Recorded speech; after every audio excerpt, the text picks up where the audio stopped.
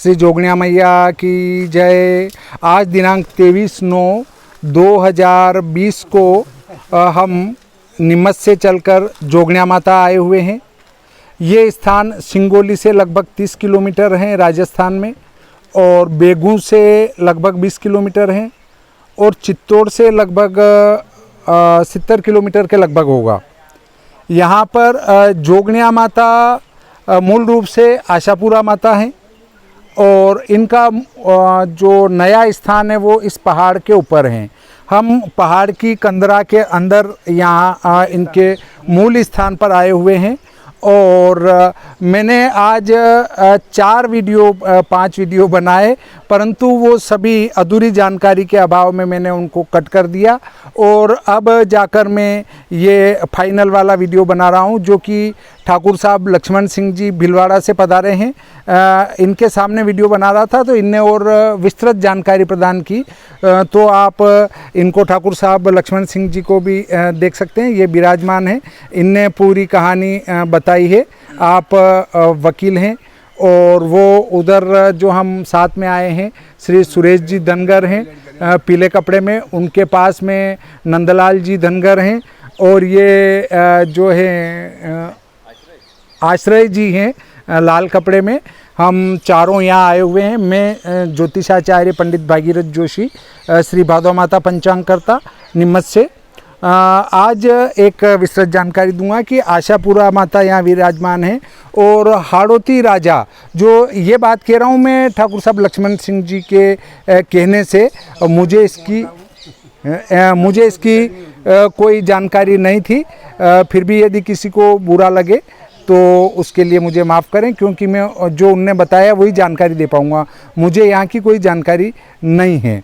तो ठाकुर साहब ने बताया कि कंवर साहब लक्ष्मण सिंह जी ने बताया कि ये जो हाड़ौती के हाड़ा वंशज थे ठाकुर साहब, उनकी जो कुल देवी माँ थी आशापुरा माता, तो वो यहाँ आए और उनने भक्ति भाव में खोए हुए थे, और उनने माता जी को अपने यहाँ बुलाना चाहा। हाँ,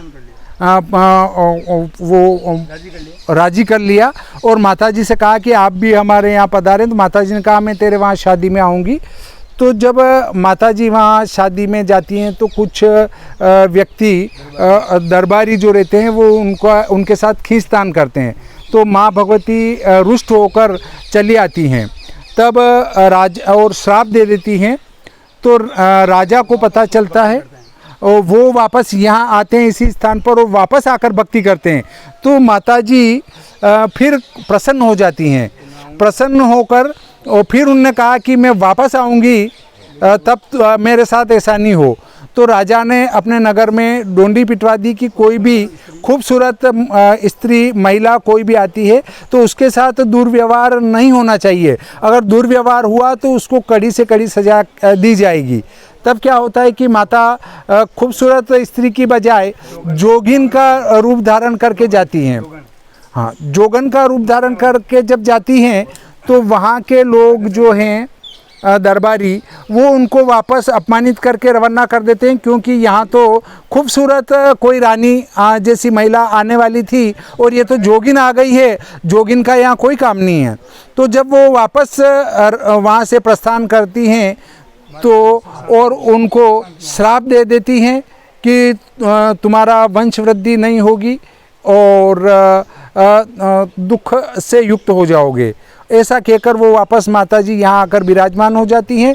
तब वे व्यक्ति जो जिनके यहाँ माँ पधारी थी, उनके वहाँ पर कुछ आर्थिक मामले में और सभी मामले में गिरावट आई है, और आज वहाँ पर शायद आपके बताए अनुसार कुछ भी नहीं बचा है।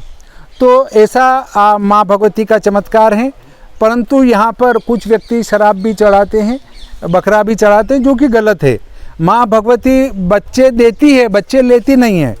आप किसी को मारकर अपने सुख की आशा करते हैं तो वो कदापि संभव नहीं है, क्योंकि हाँ, माता के एरिया में यहाँ बलि प्रतिबंधित हो चुकी है।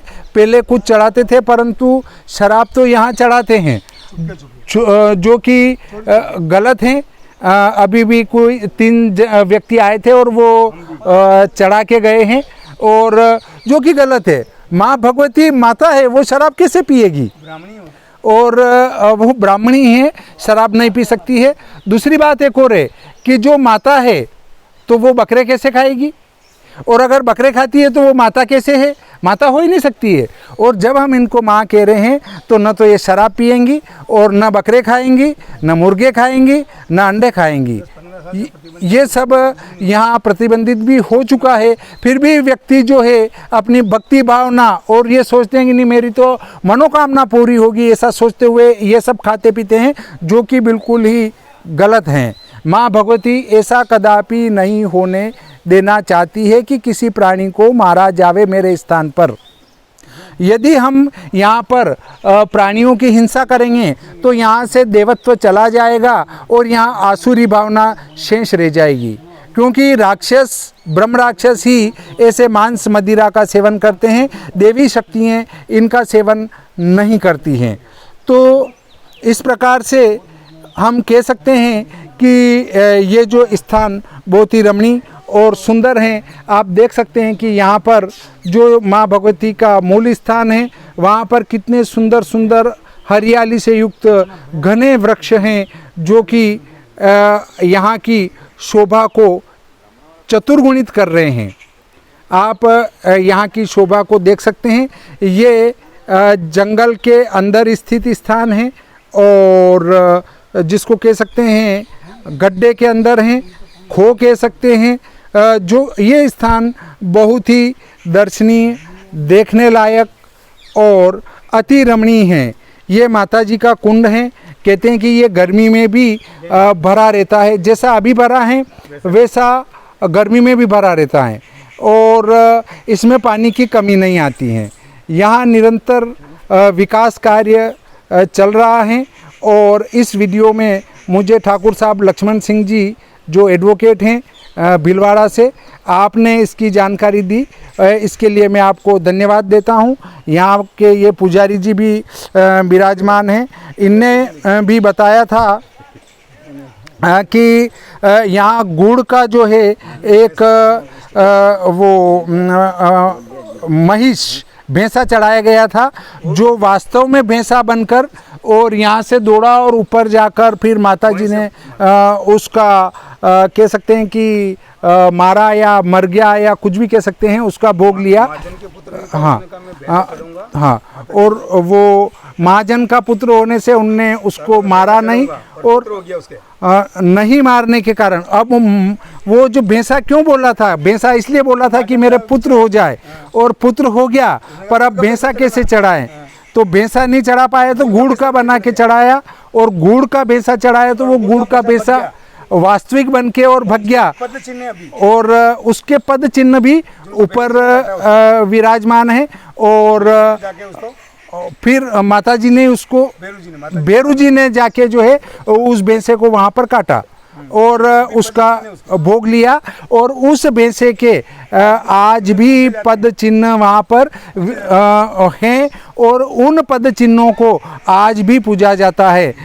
ये कोई सतयुग की बात हो सकती है, और ये कह नहीं सकते हैं कि माता जी ने कोई वो भोग लिया होगा, परंतु जो गुड़ का भैंसा बना और वो उसको मारा जाता है, तो वो एक आश्चर्य की बात है। और आजकल हम गुड़ का जीवित भैंसा बना नहीं सकते हैं, इसलिए हमको यहाँ पर बलि देने का कोई अधिकार भी नहीं है, और बलि चढ़ती भी नहीं है।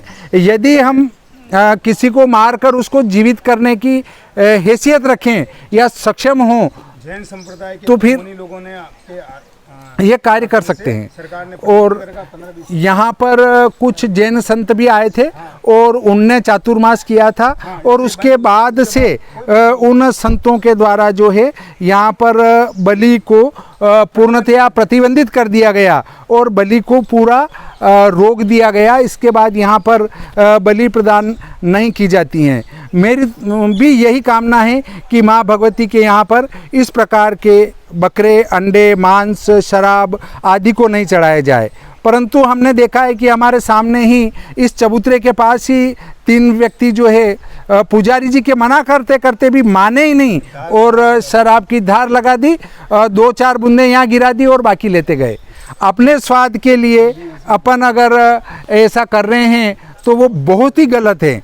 माँ भगवती ऐसा करने से कदापि खुश नहीं होती है। अगर कोई सोचता है कि मैं शराब चढ़ाऊँगा माँ भगवती खुश हो जाएगी तो ये उनका सोचना गलत है। बकरा चढ़ाऊँगा माँ खुश हो जाएगी तो ये सोचना गलत है। और मुर्गा चढ़ाऊँगा माँ खुश हो जाएगी तो ये बात गलत है। ये अपने पेट भरने के लिए माँ भगवती को बदनाम करना बहुत ही गलत है। आज का ये प्रकरण संपूर्ण होता है। श्री अम्बे मात की जय, श्री जोगनिया मैया की जय।